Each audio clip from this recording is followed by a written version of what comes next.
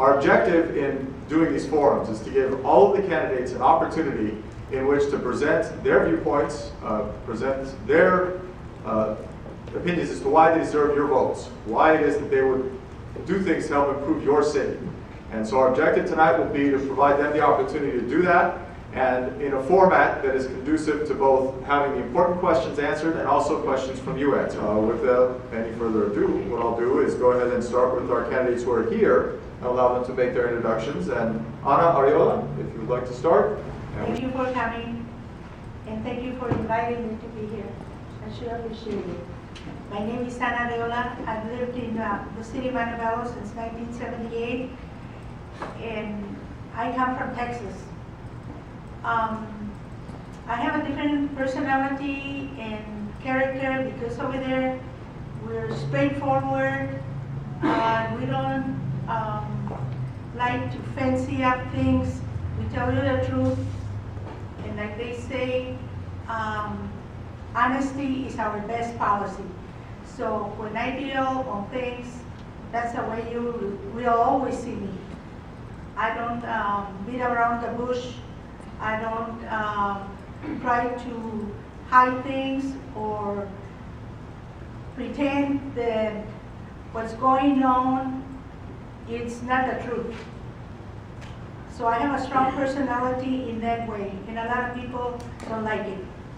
So I'm running for a city council because I don't like the way that things are running, and I would like, with one vote, and I got to get 2 people to join me, try to change things and move the city forward.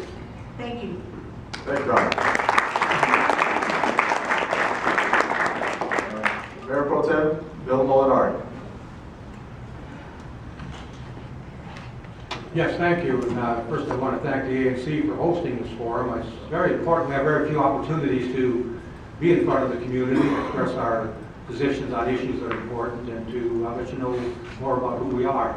Second, I want to thank all of you for coming and taking time out to listen to us, because I think it gives you an opportunity to compare the various candidates and what they stand for.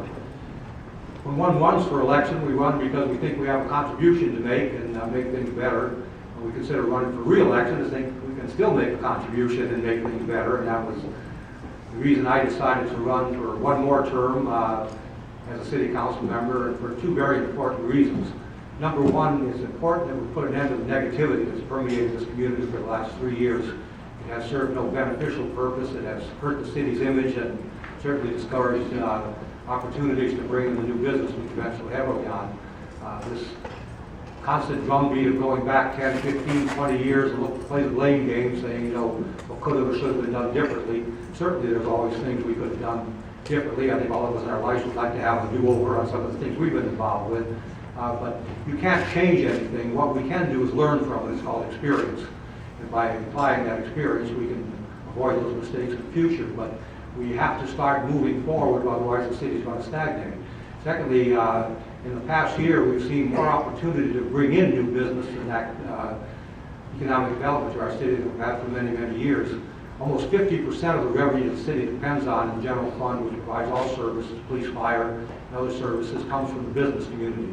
We are now embarking on an opportunity to see many, many new businesses come in, not only bring revenue and jobs to our community. Because I have a very strong business background and have been in government many years, I can bridge both entities. I know business, I understand what their needs are, I speak the language, and I know government know how to cut through the bureaucracy, the red tape. It's very, very important to business because they don't want us to be an obstacle, they want us to be a partner. And if we're going to compete with other cities and want the same thing we do, we're going to have to be very aggressive in putting forth the assets of our community. And I think I can do a good job of representing our city and accomplishing that and helping to stabilize the city's economic base and be able to provide quality services not only now but in the future. Thank you, Bill.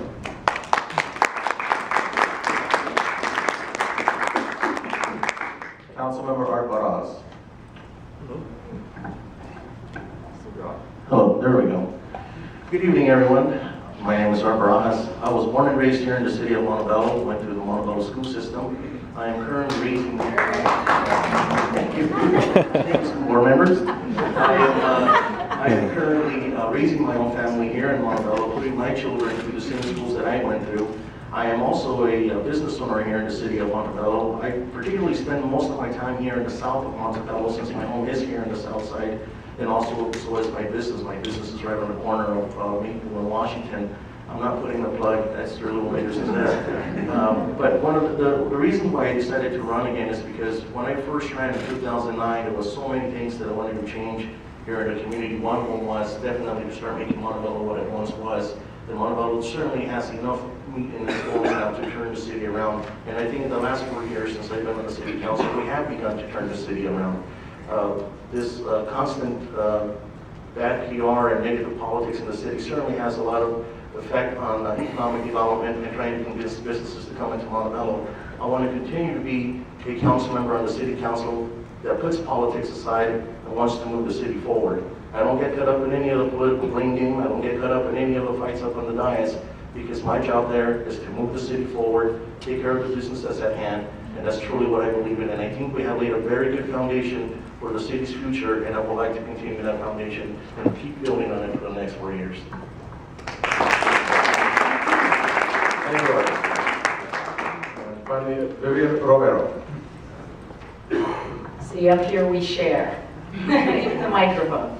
My name is Vivian Romero. I too am a resident of Montebello. My family's been here, all of us, since the 1960s. Actually, when we first moved just below Don Bosco Tech, there was no freeway. So the freeway was put in after we moved in. This is an exciting time for me. I am not a career politician. I'm a civic-minded community activist. I am also the Montebello Culture and Recreation Commissioner, and I'm the chairperson of that commission currently. A little bit about me. I'm a music producer. I've written music for Emmy Award television show that you may or may not have seen. I license music for television. I was director of licensing. I felt like I was an attorney for about a year and a half. And I'm a creative person. I'm very active in the community. I spearhead a neighborhood watch, and I rallied 300 people in my area to come in because we were getting burglarized up in those homes, in the Northridge homes. Montebello PD came down and they were pretty stunned. They came in and thinking that they were going into a living room with 12 people, and they saw a PA system and kind of a setting much like we have tonight, but with all of our neighborhood. I did that because I care. I did that because it was important to me that we have safety in that area. There happens to be a lot of senior citizens. It concerned me that we were getting targeted, and Whittier Daily News did a front page story on it, so you can look it up online if you want to know more about that. I established a partnership between Entravision Communications, it's a radio and television station, and I'm responsible for bringing the 5K, 10K marathon to our city, the first of its kind. I'm happy to say that Mr. Barajas was very instrumental, and as was my councilman Jack Aginian, in the efforts of bringing that for the first time. We shut down Whittier Boulevard and had a nice 5K, 10K walk and run, and then we had a music festival afterwards. I enjoy bringing new business and community together. I'm a team player. I'm an outgoing person. I am a transparent person. I think that I ran because I agree that we do need to move our city forward and restore our city's positive image. We once were known as the Beverly Hills of the East Side. I'd like to see that happen again. I think it's important, and I'm asking for your support.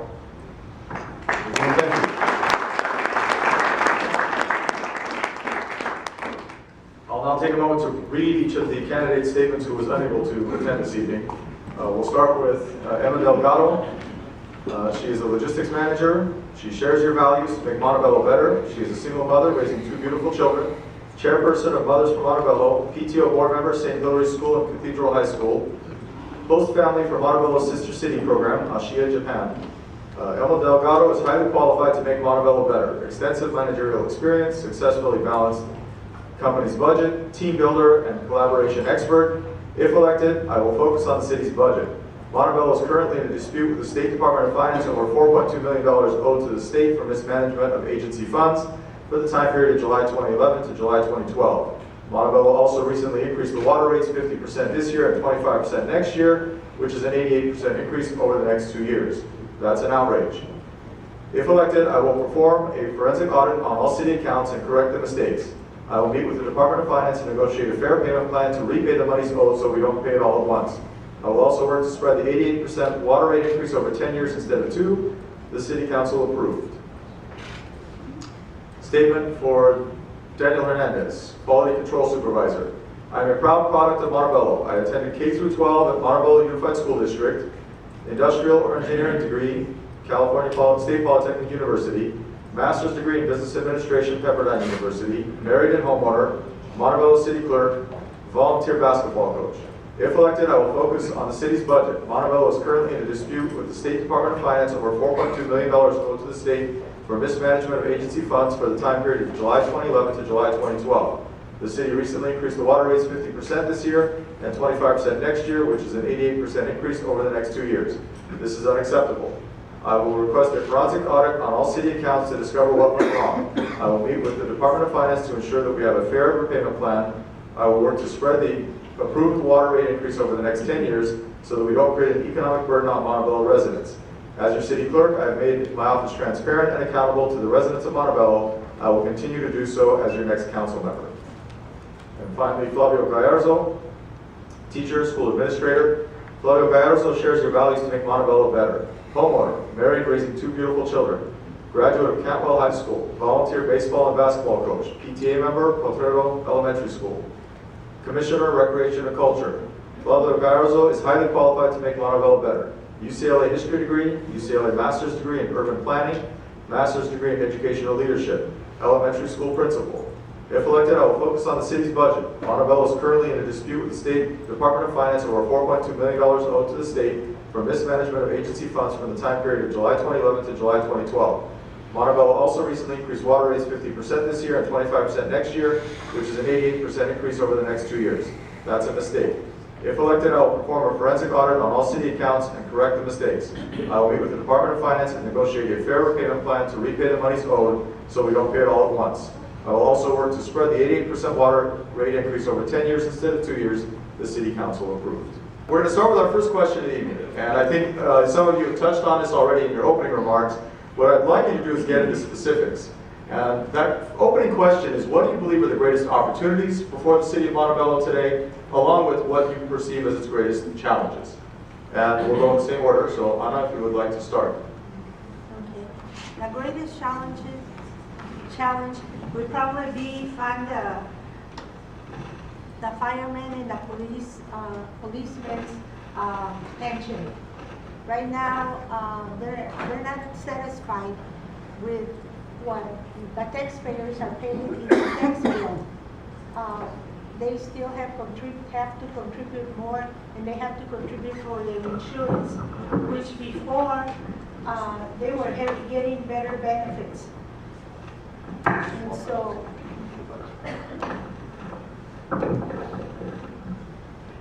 we have to find a way of funding them.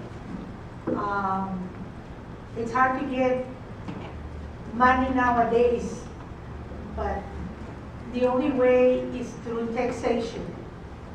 And even though I don't like to raise anybody's taxes, I don't like to raise my tax, but it looks like that's the truth, and we're going to have to suffer a little and contribute more for their pension. I don't like the Taylor Ranch, the way it's disappearing from us. Eventually we'll probably lose it, and there will be no culture center. I tried to get clarification on the title of the property, and I have not been able to. At first I couldn't even get the size of the lot. I thought that the Taylor Ranch was just the barn and the house, but the lot is from Lamerstead to Lincoln. The 3 properties are one. And if it was donated for the people of Montebello, I don't understand how we lost it. Now the state has it, and I don't know if we're gonna get it back. And that's one of my goals, to try to get it back. Because if we don't get it back, then we won't have a culture center. And what opportunities do you believe are before the city right now? What opportunities do you think exist for the city? Opportunities? I don't know. It's hard. Unless you get more businesses in the city, something that produces some kind of, through taxes or through business licenses, something that produces more tax, so we can have money for a general fund. Excellent. Very good. Thank you. Thank you. The challenges facing Montebello are similar to the challenge facing almost every other city in the state of California, and that is the constant taking of local money by the state of California, confiscating money that rightly belongs to us. Currently, the state takes 90% of the property tax. We only get 1 cent of the 9% sales tax that we pay. And the redevelopment funds, with due respect to the other challenges who are not here this evening, the city of Montebello does not owe the state of California anything at this point.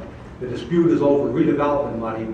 If the state chose to eliminate the redevelopment program, which allowed cities to retain a portion of the property tax in blighted areas to create new business, bring new jobs and revenue.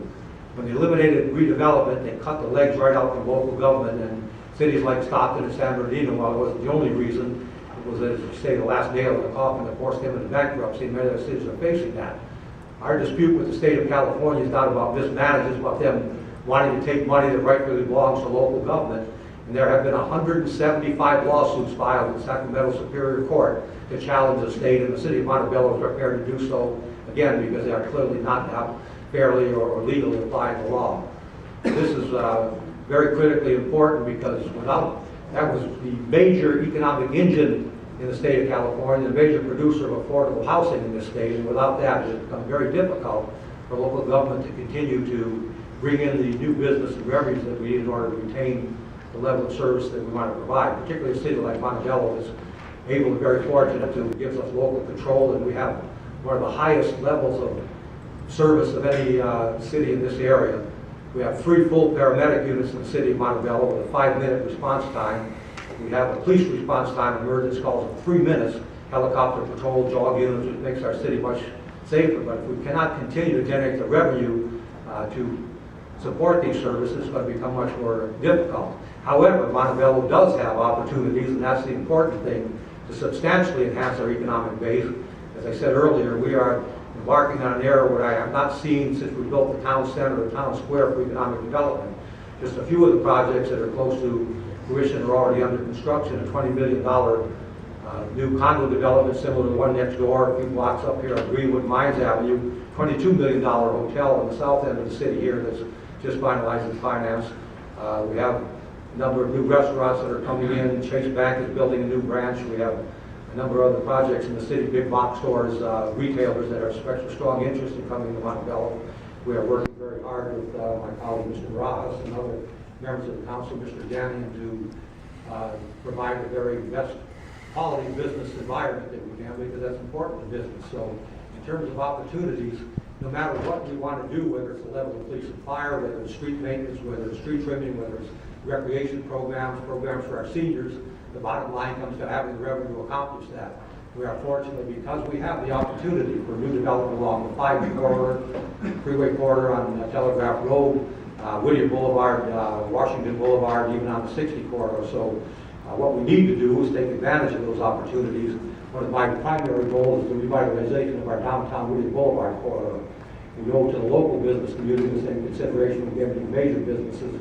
They provide many of the jobs in the city, a very substantial part of the revenue that we have, and we are working hard to bring back the viability of Whittier Boulevard, make it an enjoyable place to go for leisure time activities. And this is, in my opinion, 2 challenges. First, to retain money that rightfully belongs to us and get the state out of our pocket, and secondly, to take advantage of the economic opportunities that we have to very substantially enhance our base and to continue to provide the high level of service that we all want and that all the council wishes to support for our residents to enhance the quality of life in the city of Montebello.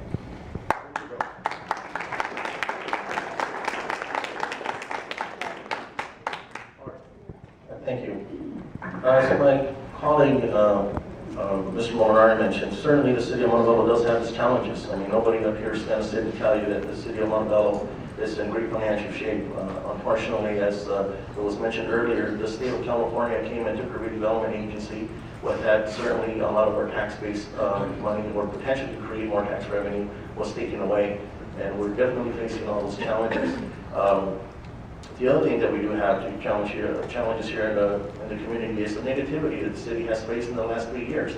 It has made it very, very, very tough for the city council and even business owners. One of the complaints that I get from people at the Montebello Chamber who are involved with businesses, like myself, I'm a member, they say, it's really tough for owners to own property for businesses to want to come in because they're constantly hearing negativity about the City of Montebello, whether it's going to go bankrupt or if we're going to go county with public services. And at the end of the day, here we are 3 year later, and Montebello is still functioning. We turned a corner. Montebello is doing better than it was 4 years ago, and we're going to continue to do good because we have also economic opportunities in the City of Montebello, such as, for example, just a couple of years ago, the Olson project was built just right down the street, right next door, on the corner of Washington and Bluff. There was a little over 60 units, and they were sold out within basically, I believe, in a few months. So that tells me, and it should tell the community, that people are still interested in buying in Montebello. People still love this little community. The other opportunity that the City of Montebello also has is that we are right smack in the middle of the heart, basically, of LA. And what I mean by that is because Montebello is surrounded by 2 major freeways, one of them being the 60, the 5 being on the 5. So we have a lot of ways to attract businesses to come into the city, and we certainly should not be scaring them away by telling them basically negative things that are not true. So that's my answer to this question. Thank you.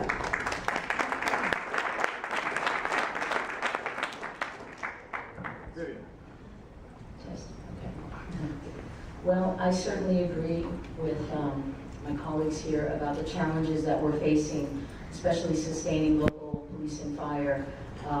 Certainly the critical issues about trees, street maintenance, but I agree with them as well on the fact that we've got a lot of negative press and we've got to get ourselves a positive community image so that we can entice investors and developers back into our city.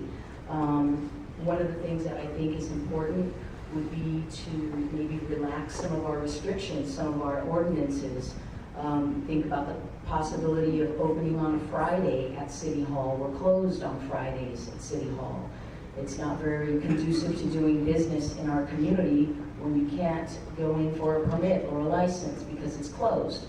So I think we need to look at those things and restructure.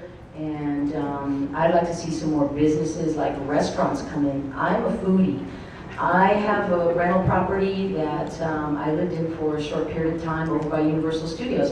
I could go walking down Ventura Boulevard to 12, 15 different restaurants of any sort. Mediterranean, you want Italian, you want sushi, whatever it is. I'd like to see Montebello become something like the South Pasadena, or and have options. We need options. I think a lot of people, perceive us as we're not a city who spends. We go outside of our city to spend our dollars. I go to a Trader Joe's in Whittier. I go to the Trader Joe's up Rosemead. I'd like to see a Trader Joe's come into town. Hey, you got Trader Joe's shoppers here.